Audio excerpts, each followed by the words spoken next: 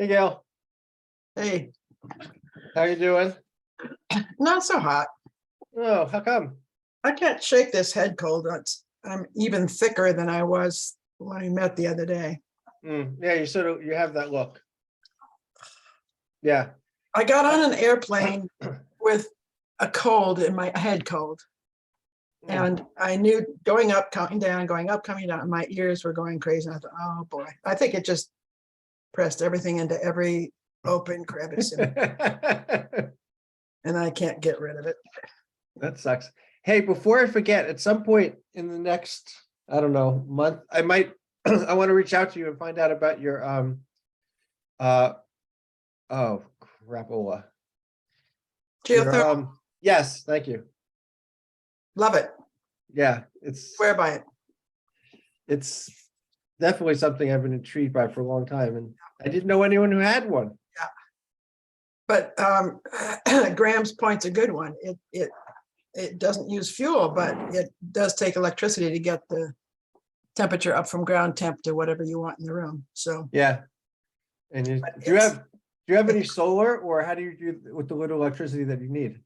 I have solar on the roof and I get maybe 55% of what I need, Okay. but most of the draw is from the geothermal.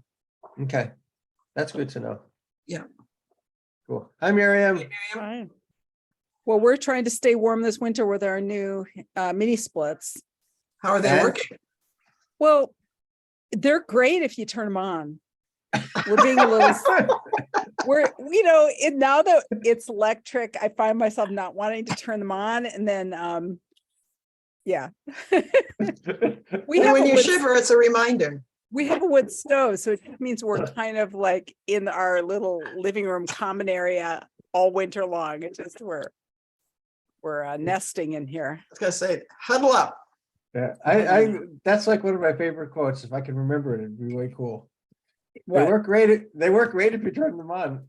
They do work great. They do work great. And we have solar. So Hello. Hi, Zoe. Hi, Gail. Hi, Zoe. Hi. Hi, Hi. Sharon. She's muted. And hidden. I see Miriam, her. did you She's get it here. for heat or for air conditioning to begin with? Well, both. Okay. What happened, it's a long story, but we learned that our oil burner was never constructed, the chimney was never constructed properly, and that it's never been drafting properly. And we probably were inhaling toxic fumes for the 22 years that we lived here. Yeah. So Well, at least it's been consistent. bye-bye fossil fuels. God. And it's a big job getting like an oil tank out of your basement. That's a whole environmental thing. Yeah. I'm intrigued, like how mini splits have been like renamed heat pumps, and the whole world is talking about heat pumps, but they're the exact same thing. It's so interesting. They are heat pumps. It's just that if I I say know. heat pumps, people think it's something different. So I just. Well, that's say what I mini split. mean. Like the last few years, the last 5 years, I've thought about mini splits, and all of a sudden, everyone starts calling them heat pumps. And it's like, oh wait, those are the exact same units. And Your refrigerator is a heat pump. It's pumping heat out of the fridge into the house. yeah, Yeah, just it's the sort same thing, but it can go either way. With a mini split, it can do it in and out. So depending on people who whether it's talk a lot. summer or winter. I think people who talk a lot are also heat pumps. They what? People who talk a lot can be heat pumps too. A lot of hot air. They can. So Graham, I tried to text you, but I realized it was a landline. So my apologies for not calling you back earlier. Oh no, that I think I texted you off a. Oh, that's not what you called Oh me. yeah, I tried to phone you first, and then I texted you.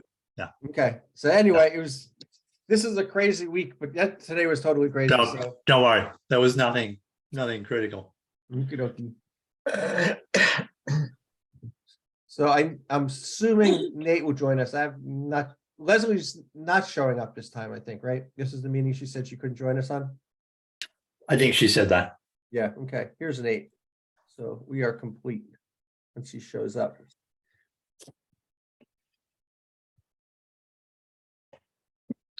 Miriam, while we're waiting, there was the question that you might have sent an email. What was the Amherst group that you mentioned? You talked about in relation to beaver meetings with people who were interested in beaver management. You If said you there's can't- some Amherst group that dealt with, because they're down stream from any management of water up here. I'm just not, it's not ringing a bell. I'm trying to think what We were you're talking about thinking. gathering folks, agencies, clubs, committees that would be involved with the beaver issue. It's the Okay. email I sent you today. Yeah, I saw that and I was just trying, I don't remember an Amherst group. It's just, I know I'm not- Wendell was involved because Wendell maybe it was a Wendell Conservation group. Committee. Was Maybe Wendell that's it. Conservation, Wendell Okay, Conservation that's- yeah. Commission. Okay, That makes sense because That's they it. were the people. Yeah. Okay. Wendell Yeah, because Conservation. because the watershed for Lake Wyola is up north in Yeah. the Fisk Right. Brook, Fisk Pond system, and that's all in Wendell. Okay. I'll put that in the motion. I'm sure that's what I Yeah. meant. This is in relation to an edit for the minutes from from December. Okay. And I couldn't remember who seconded things, and because of my technology challenge at the beginning. Anyhow, I'm going to watch the video when Grace sends it to me. So there's no minutes to review tonight. Or Cool. there's no minutes to approve, I should say. Actually, I realized that when Zoe and I met on last week, we did not have a motion to adjourn. So I guess we're still meeting, Zoe. We've been meeting for 4 Aw. days. Oh, wow. Oh, dear. Exhaust. No I wonder I've didn't- been so exhausted. There's a lot of minutes now. That's right. God. Well, I'll call us to order at 7:06 and unless someone's dying to, I'll just take notes unless we do the official. Well, I guess we can do a regular minutes. I didn't look up whose turn it is. Who did it last time? Graham, you did it? I took Nate's turn, so Yeah. it would have been whoever. I mean, it's possible, my turn Yeah. will come up again sooner than later. Yeah. Let me just see. I can look it up real quick. I have a Might be little, my turn. let's see. if it's me, I'd opt out. I'm not all here. Actually, yeah, if you took Nate's turn, it would be Gail and then it would be Graham. So Graham, you want to do it again? Sure. Michael, are Okay. you sure it's not my turn? Yeah, I have a little, Okay. well, actually, I don't know. Maybe we jumped over you at some point. If you want to do it, that might be nice for Graham. I will. do It's a that. short meeting, Miriam. Yeah, let's not talk. Yeah. Okay. So cool. Well, let me set the stage and number one, I want to thank you all, those who showed up for the other meeting, because it's unusual that we have 2 meetings in one night. That's a little bit much, but, and for being flexible and changing the time. So what we talked about was having like an hour meeting, really sort of focused as opposed to like our traditional meeting with lots of agenda items. And what I was thinking was we could do like the first, say, half hour or so, just reporting out on the work groups, if it takes that, or maybe, 10 minutes per. And then based on that, spend the next, half hour or whatever it takes, seeing if there's something that rises to the top in terms of a few MVP recommendations for projects that we have. I don't think it's a requirement, but it seems like, from the timing with the select board, if we want to get something in the hopper, this would be the time. So having said that, I'll quickly ask Sharon and Mary Lou. We don't really have public comments, but for extensive purposes, but if there's 2 things, anything you wanted to chime in about? And Mary Lou, I know you are concerned about the school roof, so I picked that up from last time. But Yes, hi. So I looked up this big time grant that the town is applying for. And then I heard you saying, Michael, at the select board meeting just now, something about putting solar on municipal buildings. I don't know how far you are with the whole idea or how far this project is going, but I suggested that under the solar piece, to have that put on the elementary school and in the same time get it repaired. So I just came out of the finance committee and they're talking about doing that part. They're going to, they have money already set aside, and so it's going to come up at this special town meeting. At any rate, I don't know if what I'm proposing or imagining is anything of interest to your group, so that you would consider it a project to then report to the select board, who would include it in their grant. Well, thank you, Mary Lou. I'd say this is the meeting where that discussion starts. So I Okay. know the solar discussion will get report out on what we discussed, and then I think leading into it, seeing if something goes forward. So I think you'll hear some of that and we can go forward. Sharon, did you have any public comment or you're just listening in? I'm just listening in right now. Okay, good to not see you, so to speak. I see your name, but not your face, but glad to have you. There you go. Hi. So does that make sense to just do report outs on the work group discussions? And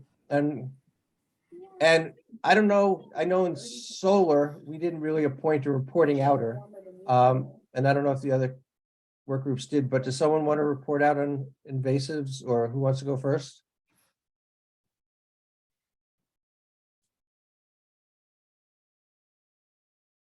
Or stormwater either, or solar? I'll report out, but other people can go first.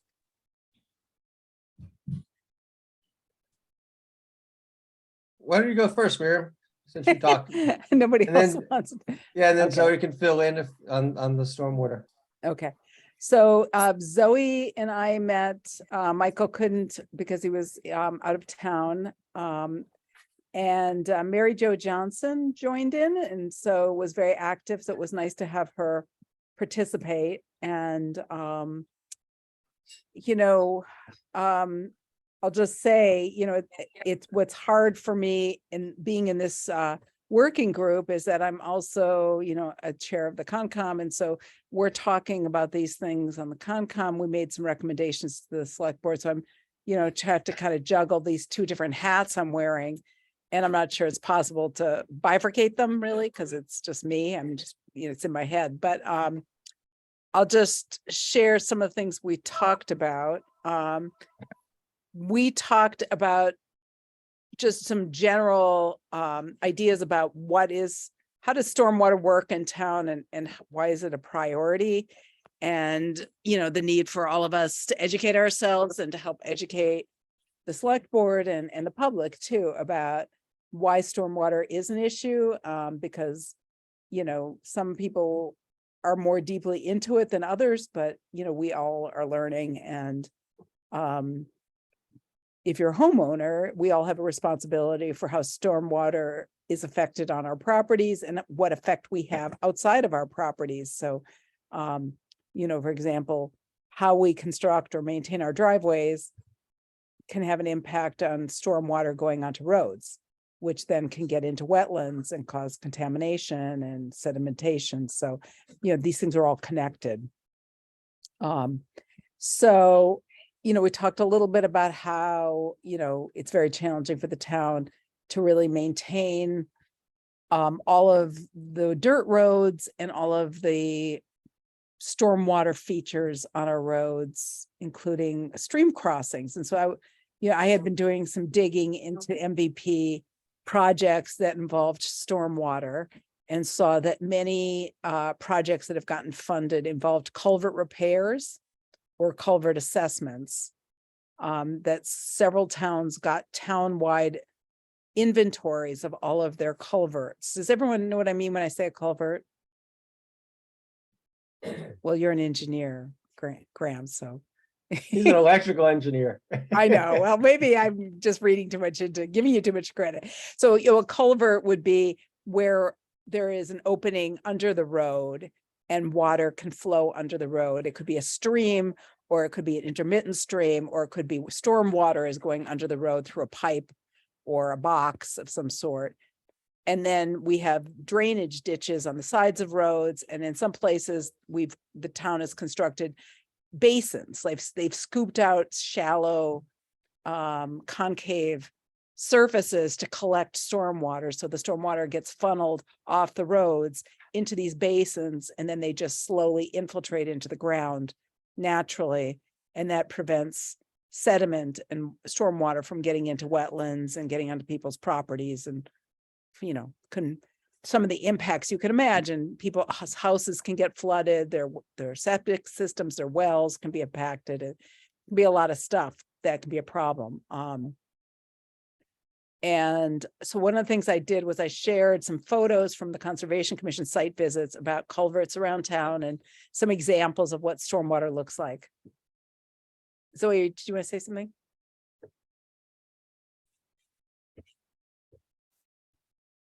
No. Okay. So we talked about culverts as being a piece of infrastructure that is aging all over town, and many culverts need to be replaced, and that NVP could potentially fund either replacing culverts or assessing them.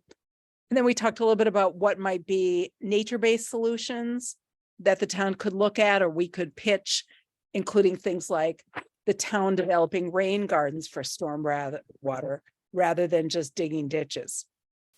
So rain gardens are vegetated. You're intentionally planting things into these stormwater features so that plants are biologically filtering stormwater and helping absorb water, or beaver management and flow protection devices that allow beavers to remain in the watershed rather than trapping them, because beaver dams also provide climate resilience and are considered a nature-based solution. So those were a couple of examples that we talked about. We talked about Lake Wyola District being an issue that's a hot topic for the town because there's so much flooding problems down by the lake. And then we just talked a little bit about how, an MVP grant could provide community education and engagement for stormwater. So, conceivably a grant application could include programming for the public about how to use native plants for stormwater management, how to construct rain gardens, what are the benefits of native plants, which have deeper root structures than many non-native plants. A lot of people don't understand that grass is not as effective for stormwater management as other kinds of herbaceous plants. Vegetated buffer strips in lakeshore landscaping, where something the Concom's done a lot of, is trying to encourage landowners down by the lake to maintain a several feet wide buffer along the shoreline of native plants in order to collect and filter stormwater. So, and then just like a bigger, broader issue around driveways, that we don't really have like a good regulatory framework as a town to look at how driveways affect the roads in the right, and what people do in the right of way. When you build your house, you get a curb cut permit from the highway department, but after that, you can basically, it's the Wild West. You can do practically anything with your driveway. Yeah. You can even pave it. And nobody's looking at that. Nobody's sort of seeing, is that a good decision for the roads and for wetlands and for stormwater? Cool. Thank you, Mira. And Zoe, is there anything you wanted to add? Oh, Zoe, I don't know if there's something, since you were part of that conversation, is there anything you wanted to add? No, that was a lot of what we talked about. I Cool. mean, yeah, we talked about a specific case for a dam removal on Montague Road for a bit. But I don't know if we want to get into that now. No, I Yeah, think, I don't think so at this point. Yeah. and I'd say just sort of what I mentioned at the select board meeting is my hope for tonight is sort of like, because MVP is going to be a single funding opportunity and there'll be one project that's pitched, but for our committee, we sort of have this broad scope. And I think the challenge, part of why I want us to do the work group is to sort of elevate up and have things rise up that seemed like consensus priorities and figure out then what are the tangible next steps? So where do we put our energies? Whether that's education, looking for funding, actually engaging with the committees, whatever it might be. So I think, what you guys discuss is helpful in terms of pointing us the right direction. And maybe, the subsequent thing is sort of particular activities. Once you sort of get a sense of the whole. And Gail, you had a question. Yeah, I wonder, in terms of specific projects, particularly around rain gardens, has the corner across from Steve Sullivan where Wendell Road comes off? Like Lock's Pond. Yes, thank you. Where the property on the east is lower than the road surface and is a continual, has Oh, that yeah. been solved? If No, I not, don't it think seems to me so. that would be a perfect place to install a fairly major rain garden and use that as a sample. Are you talking about Azelle Florinina's house? Well, let's not get into the specifics now if I can. Yeah, okay, it doesn't matter. Yeah, I know. Yeah, I mean, those are the idea being, rain gardens take a little bit more construction and Right, planning. so that, but this would be, pick a particular place Yeah. and set it up Yes, to be that's what we're talking doable about. as well as, Like make it a demonstration project, like take Yes. 2 or 3 project, Yes. in the next, take 2 or 3 areas where we would like to do this. And really it's about seeing, is this a viable approach and developing some expertise about how to construct them, things like that. right, Great. Graham. Gail, if you mean where the road splits, that one has been that got a drainage system put in about 2 years ago. So I don't know whether it's still not perfect, but I think that they figure that they did something that stopped the big puddle forming. So and that's at Steve Sullivan's house. yes, Specifically. across the street. from- yeah. Yeah. So why don't we shift to either invasives or solar? Who wants to go next? And I think, invasives, Nate, you were on invasives with Zoe and Leslie. Zoe. Oh, okay. So when do you guys want to report out on that one? You want me to go, Zoe, or? Okay, happy to do it. Yeah, the 3 of us were, I think we might have been the first group to meet. And we put a lot of thought into what constitutes an invasive species. So, and what makes a healthy ecosystem. If we stop emitting carbon today, there's a certain amount of heat that is just, it's baked in, so to speak. And this is going to cause some species to move north. And there are species further south that will, backfill in all likelihood. So is that a species invasion, or is it like ecosystem adaptation to a new climate regimen that's taking place? So the hazard mitigation plan, it includes a really long list of species that are described as non-native, they're invasive, and it's not always clear what hazard each species actually presents. And I think that was particularly the case with the table that categorizes various plant species. And Zoe and Leslie were pointing out that some of these species that are non-native have a lot of really useful applications for people. So there are benefits that come with the new arrivals, as well as potentially some issues with ecosystem disruption. So, it's not always clear whether mitigation is truly necessary in specific cases. And maybe, emerald ash borer is a more clear case of a species that presents an existential threat to a widespread species that plays a role in the ecosystem. So, we were really exploring what that continuum looks like in the context of what are we trying to mitigate, and how might we go about that. So Going back to the MVP specifically, we found a case of Westford, Massachusetts, which had successfully applied for an MVP grant, and they developed a comprehensive invasive species management. Which town was plan. that? Westford, Uh-huh.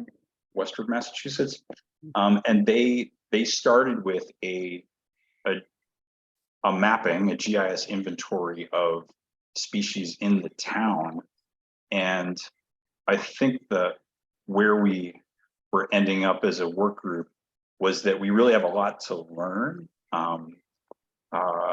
about again, for specific cases with specific species, what threat are we really facing, and then what would be an appropriate, say, regenerative design-based solution to addressing its pernicious effects, without being too human-centric in our assessment. So I think you could make a case for an MVP grant application that is similar in its structure to what Westford did, because they're gathering a lot of information, and then that feeds their response, so their planned response. Outside of MVP, I think everyone agreed that there are a lot of there's a learning agenda that we could implement, and a lot of activities that work in invasive species could generate for the committee, around education, around adaptation, with non-native species. So yeah, it was, I think, a good conversation. I'm not sure if we had a really fine point detailed proposal to make, but it's, I think, sort of that information baseline would be a natural first step in this space. So yeah, Zoe, maybe you want to round that out, but that was my best effort to summarize what we talked about. Thanks, Nate. How do you do, Zoe? Amazing as always.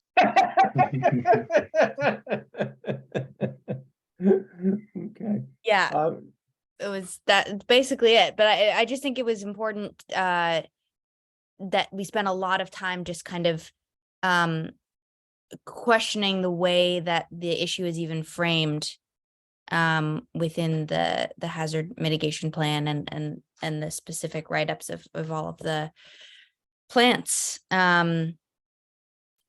So yeah, I don't think we should just immediately take that as truth.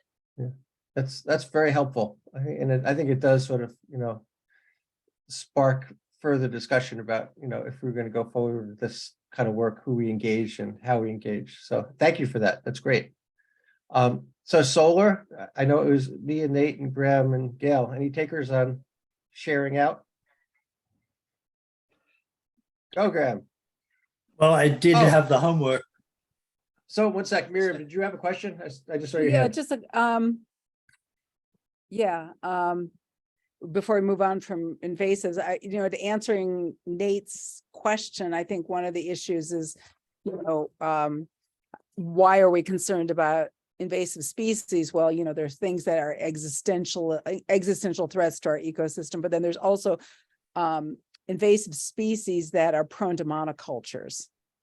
And there are actually native plants that are also prone to monocultures. So, that isn't unique to an invasive species, but there are some that are particularly brutal, as we all know, like Japanese knotweed or euonymus or glossy buckthorn. So that was one point I just want to make.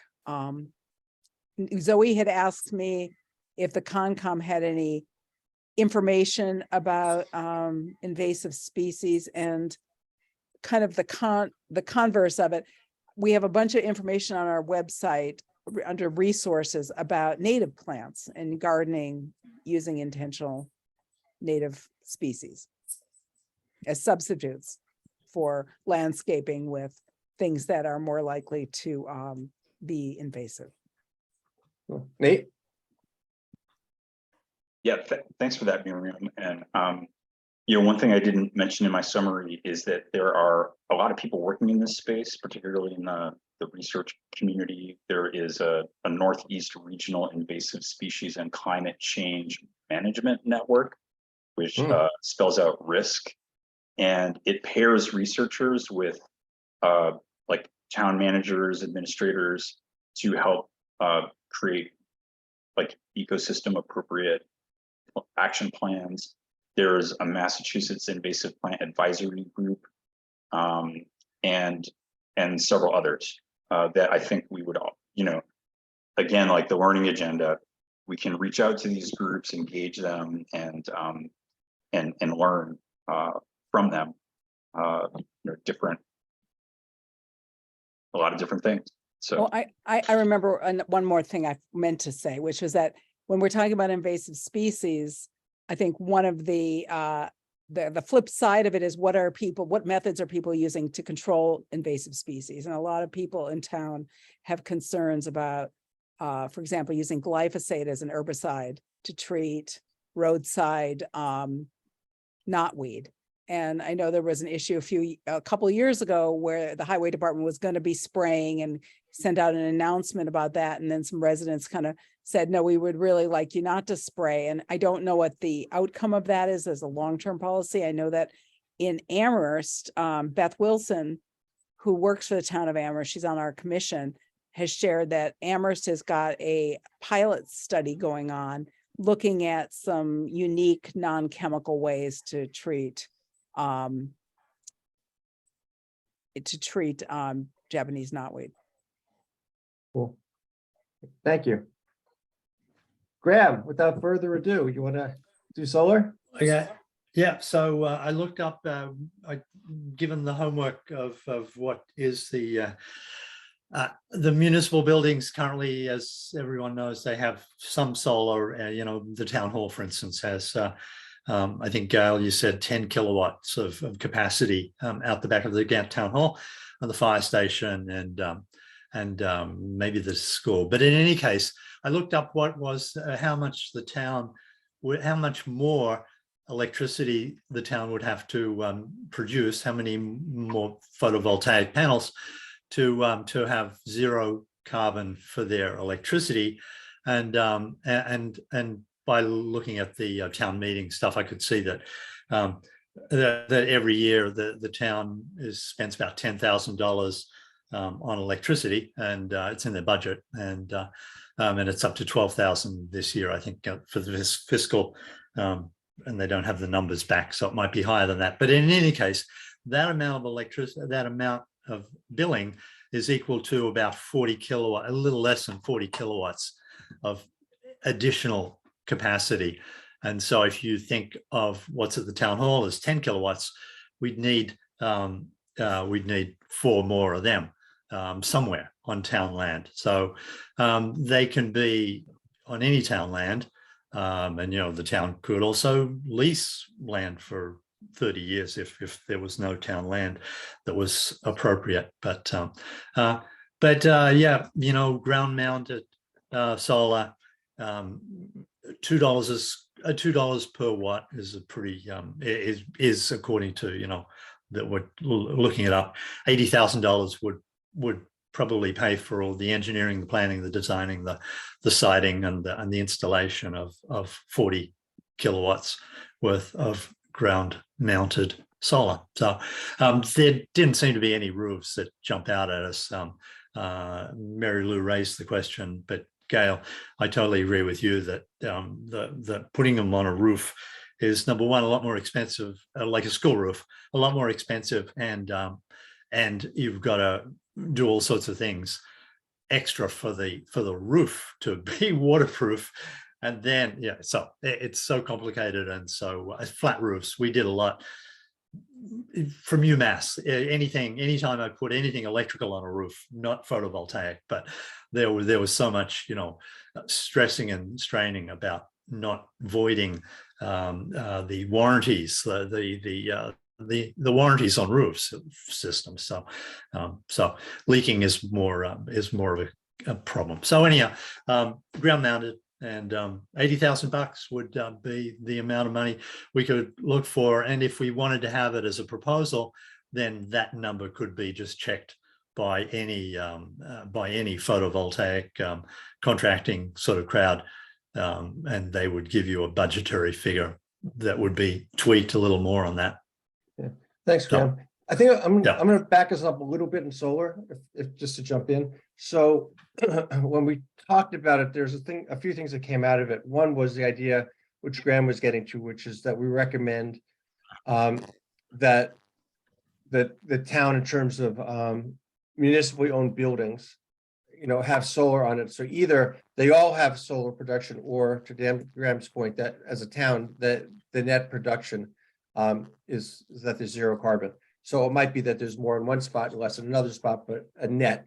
But that the town is investing in 100% zero carbon for the municipally owned buildings, and then how we approach that. So that sort of was one idea. And I think the framework that we discussed was there's a town response in terms of solar. There's also residential level. And then it's similar to what Nate was saying, there's education and there's activity. So there's different ways of approaching it. One of the things that Graham put out, which is sort of interesting, was the idea of having town buildings be microgrids, but as opposed to sort of having a battery necessarily, which is a bigger expense, that, the backup system could be fossil fuel based because you're not using it very often. And that's, so a generator or something to that effect. So the concept of creating, and that's more, I think it was Nate, had talked about the idea of resiliency, or maybe it was Graham, but there's a difference between sort of going to non-carbon and then as well as resilience. So if we're having a big storm, a microgrid goes to the resilience.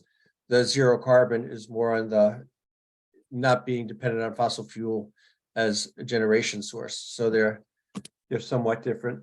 And then we did talk. Go ahead, Graham. Did I get that right? Oh, I can't hear you. Graham, we can't hear you. Muted. No, he's not. Well, he's not muted, but we can't hear him. He is muted. Okay. No, can't hear you. Use your phone. Jeez. This is the chair of the the broadband committee. But that was wicked, Michael. Well, while he's trying to figure that out, can I ask a question? Well, I'm just going to say one more thing to finish it. Okay. So the other thing that, has come up a bunch was the idea of municipally owned solar generation that could support residences. We've sort of played with that. And I think what we've talked about in our meetings was we didn't have enough non-forested land in town, but we could go elsewhere.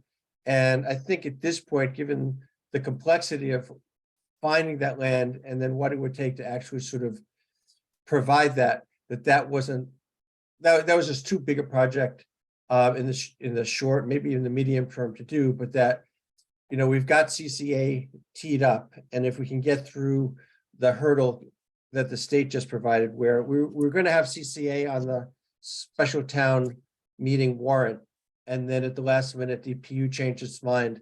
The issue being that in statute, what we discovered is that if a town has an MLP, a municipal lighting plant, then it says you can't have a CCA, and Nate facilitated asking DPU if that was for internet-based MLPs like we have, or electric generation MLPs.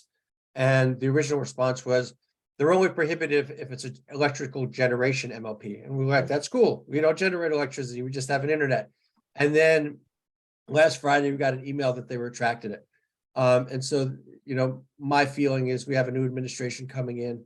Bureaucrats don't want to sort of take those kind of determinations before they figure out who they're reporting to and what the politics are. So it might be a few months before we get clarification, but in the short term, we can direct people to CCA if we get that on the Springtown meeting warrant, as opposed to trying to figure out how to do a big municipally owned generation that would feed solar energy to residences. So I think I captured all this stuff. Miriam, before you ask your question, just Gail, Graham, Nate, did I leave anything out? Just Yeah. that what was emphasized is that the approach to getting all the municipal, excuse me, buildings on solar was doable in the short term with a long-term effect, and distinct in that way from some of these long-term things that would take forever to get there. So this is something that could be approached directly and within the short term. Thank you. So Miriam, Yeah, so I was thinking about this, and it's a really interesting idea and maybe very attractive to everybody because it's a discrete, doable project. But I'm wondering, where are things at in terms of plans for air conditioning the school? Because I know that there was talk about wanting to have air conditioning in the school, maybe heat pumps or mini splits, because it's hot now and it affects learning, but also for emergencies, backup to have a large conditioned space for the public if there was emergency. So I don't know. yeah, Could that be combined? Maybe, I mean, it adds complexity for sure. We didn't discuss it. Okay. Wow, we got Graham in two different perspectives. Yeah, my laptop has died. I'm gonna turn it off. It is interesting. So it's an interesting point.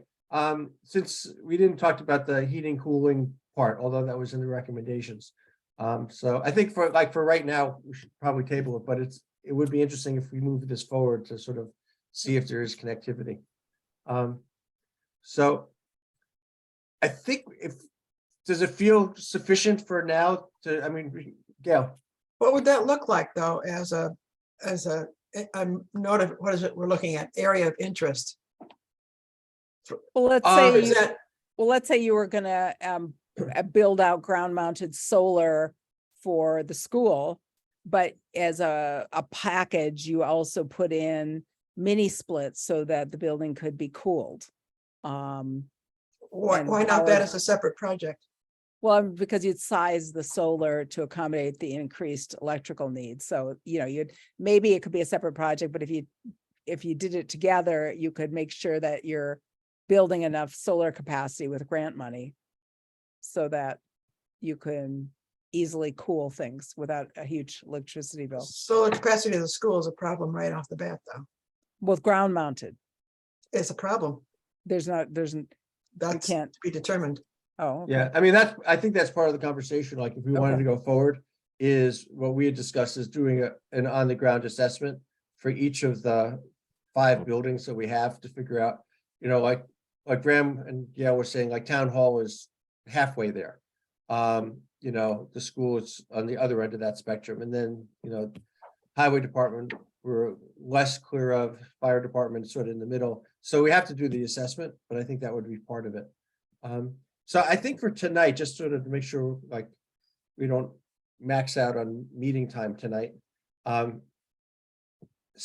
Taking what we know and we just shared, I guess the question would be, is there anything that we as a committee feel we want to pitch to the select board just for this MVP? So, pitching possible MVP projects doesn't mean we're not doing any of the other stuff we just previously talked about. And I think maybe in our February meeting, we could tease out some of the activities and, how this would look, the other work. But, what Rita had talked about in terms of MVP priorities, if I can remember correctly, was the last year's message was continually project-based. So it had to be, they're really project-focused. There was a sense of it should have urgency and significant impact, however you define impact. It should be consistent with the MVP plan that we have. So it shouldn't be something that's, not in this voluminous list of activities, but something that's aligned with it. If not even if it's not named, it's at least aligned. And then there was a 4th priority, which I cannot remember. That may be one for you, Gail. Money? You're muted. You're muted, The Gail. other criteria was availability of funding, Availability funding, right, okay. And whether we're other sources or not not. non-availability. Yeah. Yeah. So, I mean, given, given what you all have identified, or there, you know, I mean, some of the things like Miriam had mentioned, you know, a stream crossing survey, maybe particular culverts in the sort of bucket of stormwater, you know, we could sort of consider some version of how to get municipal and solar on municipal buildings. I mean, and then invasives, we could do the Westford, you know, report. I think that one of the, I mean, what I see, just to kick it off, a lot of what in my mind makes sense, which is getting more information so we could do stuff, is not what MVP has tended to want to build, to fund. They want to sort of build stuff. And so I sort of see it as a cart before the horse, because you don't know what to build until you sort of get all the information. You can do some evaluation and prioritize. So it seems for bad policy and use of funds, but it doesn't mean, number one, it doesn't mean we can't pitch it. I mean, I think, you know, Mira made a pretty compelling argument for the importance of doing the stream crossing stuff because it would help the whole town.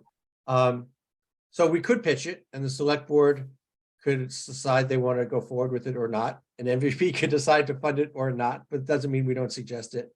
Or we could say, let's look at something that's really specific, whatever that is, as a project and pitch it. So it's really, and you know, so I don't know what you guys think. It's not clear to me.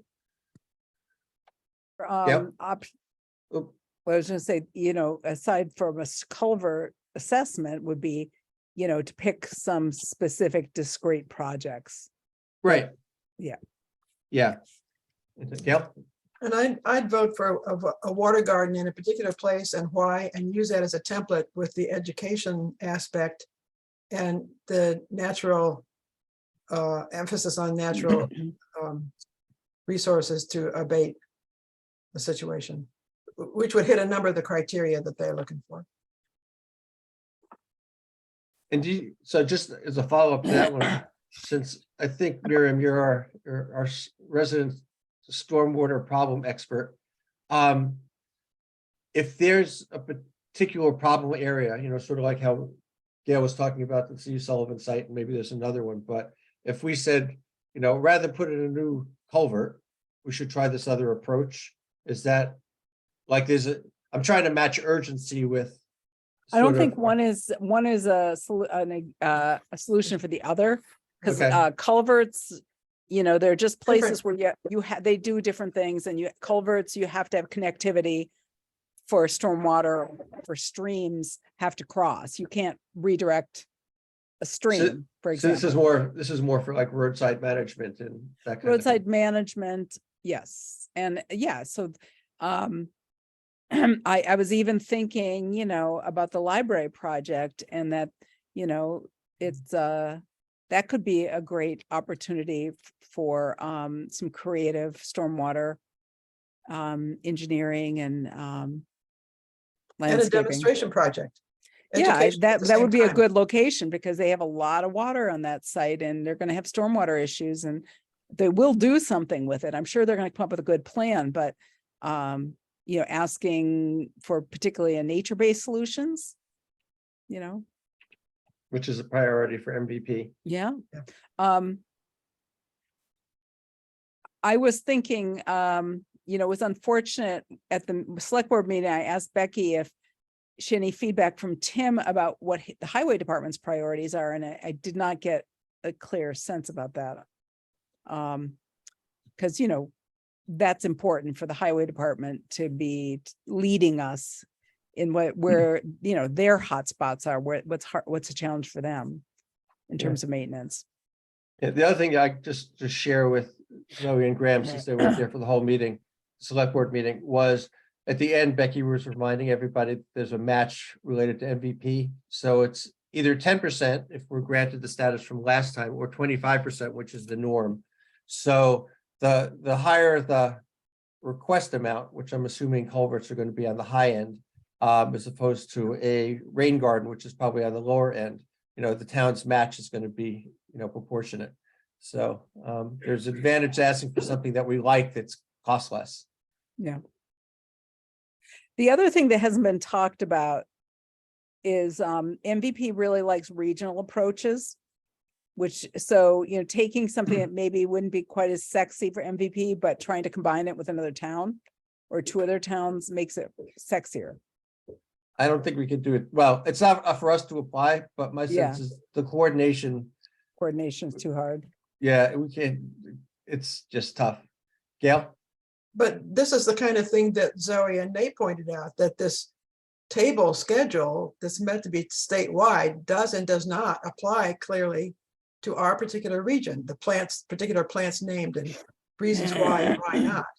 And that might be one way to lever the regional aspect and the applicability. Well, it's an interesting idea. So my initial thought would be, Shutesbury could apply for this. I don't know the right term, but whatever the invasive report is that Westford did, and is part of the proposal, say that obviously any town in the region can access it once it's on the MVP website, but to proactively make it a resource that other towns can use, so that an Amherst, the Leverett, or Sunderland, whatever, whoever's in our band In the region. of latitude, would be able to use it.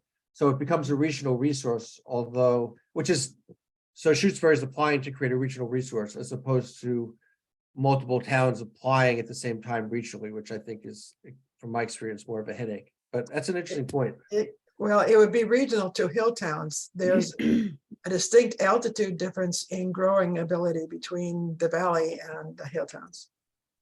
Stuff that grows in one place doesn't grow in the other, for instance. So you have to sort out. Right, but it could be that the Wendo's, New Salem's, the Shutesbury's, the Leveretts, and then Yep. maybe like the Conways and the Ashfields. Yep. You just jump to the other side of the valley.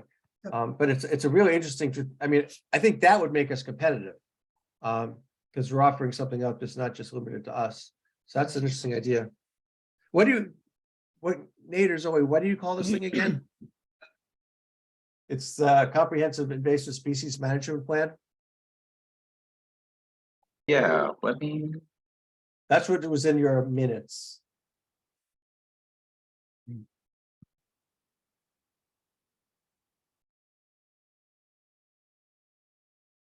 comprehensive invasive species management plan. Okay. Sounds Cool. good. It's so catchy. It's comprehensive. If it was a t-shirt, it'd go around the back. Yes, doesn't have a good acronym. Cool. So we sort of identified two at this point. I know Rita didn't want us to pitch too many, but in the solar department, is there anything we want to pitch? What are the two, Michael? I thought we got three. Well, I got the nature-based solution around a rain garden at the library or Okay. some other specific place.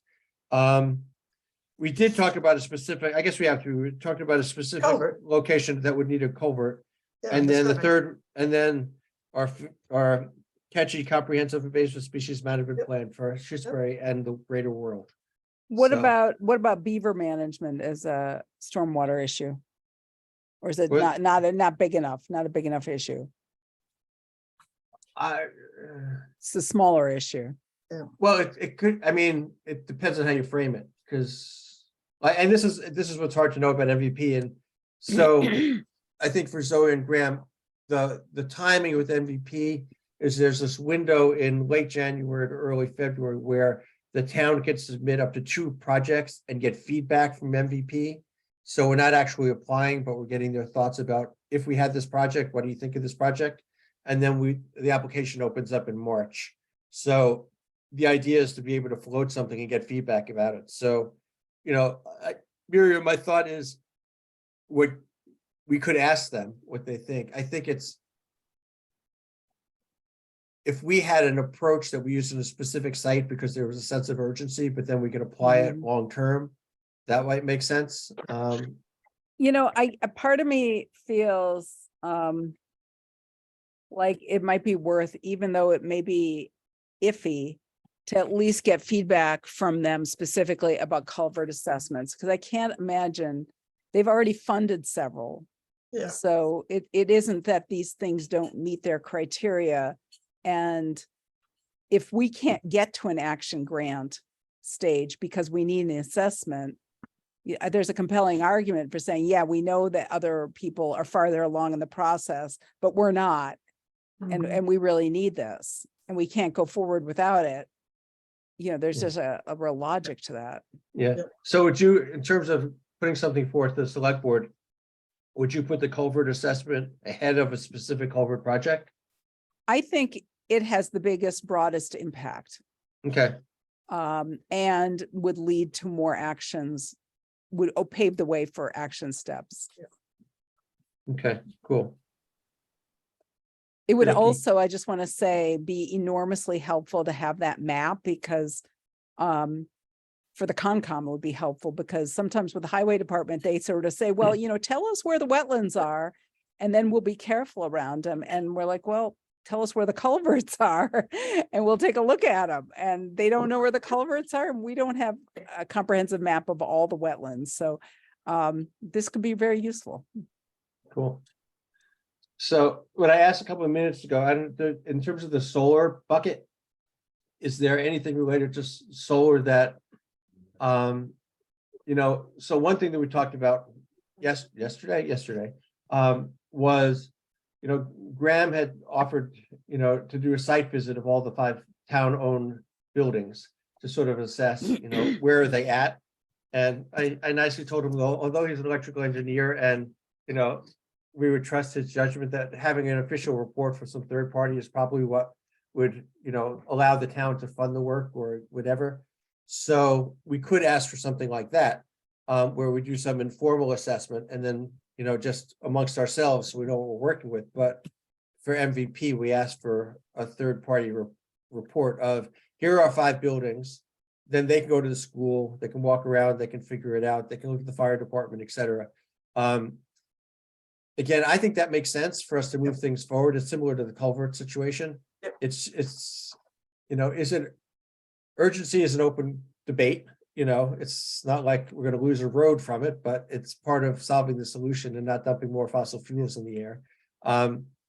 And it's not an action the way they maybe want it, but it's not a bad thing for us to ask. So I think, As opposed to trying to pitch that we try to solarize all the municipal buildings to put Yeah. in 80 kilowatts, yeah, well, I mean, that's another alternative. I just. I wanna make 40 sure- kilowatts. That 80 might be kilowatts. an outcome of a survey, though.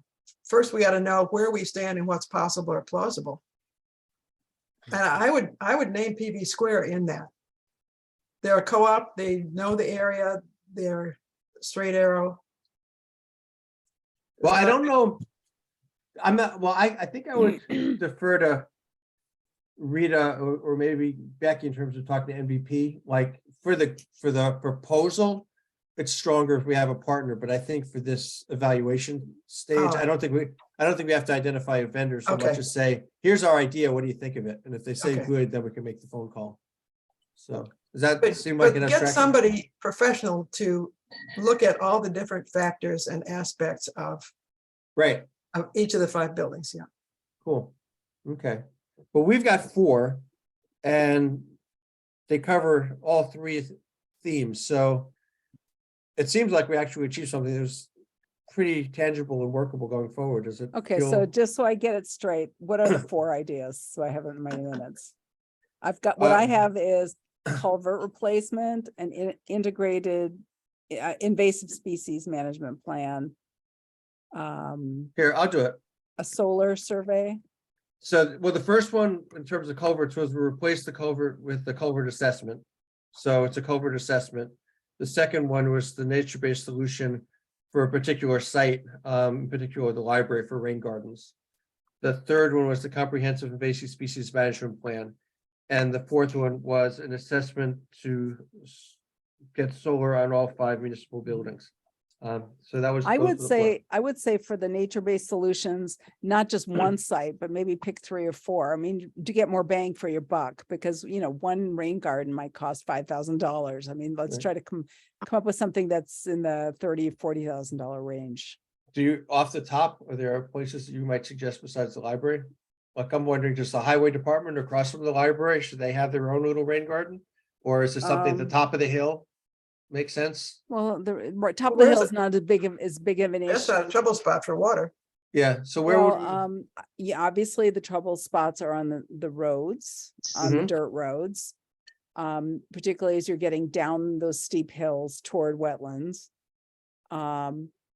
You know, I'm not sure rain gardens are viable on dirt roads. That's an interesting idea.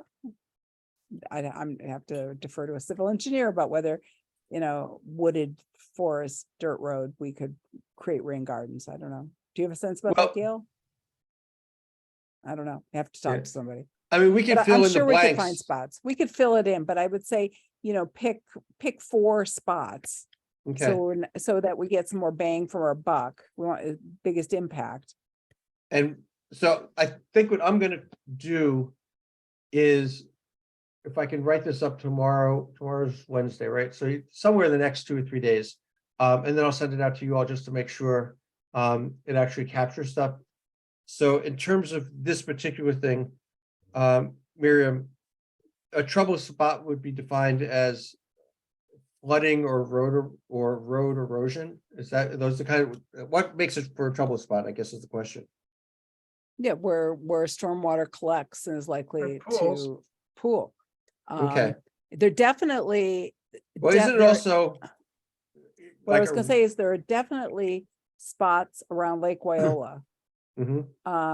on private roads where flooding is huge, a huge problem. And, you know, some rain gardens would be fantastic. Okay, isn't, just so I understand, I mean, my thought of rain gardens is also that you can slow the rush of water so that it's not going rapidly and then eroding. Yeah, both. So it's, okay, so it's both of those things. It's collecting water, it's slowing water, and then because you've got Holding to plants, dissipate. it's helping to absorb the water. Okay, cool. Well, this, I'm totally tickled that we came up with a good representative collection of potentially actionable things. And we pretty much stayed to our timeline, so I think that's pretty cool. So before we adjourn, I just wanted to recognize, Zoe, we're gonna do Eric in February.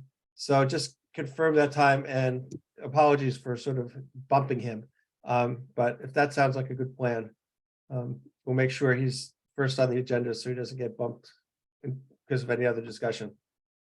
Yeah, he agreed to do that date, the 21st, right? Yeah, fantastic. Okay, so we'll plan on that. And then I think just generally, maybe we'll sort of I mean, we'll know what MVP decided, and we can tease out some of our work group ideas further, if that makes sense. And then lastly, assuming something doesn't go haywire with my schedule, I'm gonna go to the select board meeting next week when they put it on the agenda to talk about MVPs. So I'll send this to them in advance and then be there to explain it. But if, you know, totally optional, but if anyone wants to go to that, it's already posted as an ECAC meeting. So people could just chime in, if that makes sense, but just as an FYI. So, Gail. You know, the interest forms are posted on the town admin site.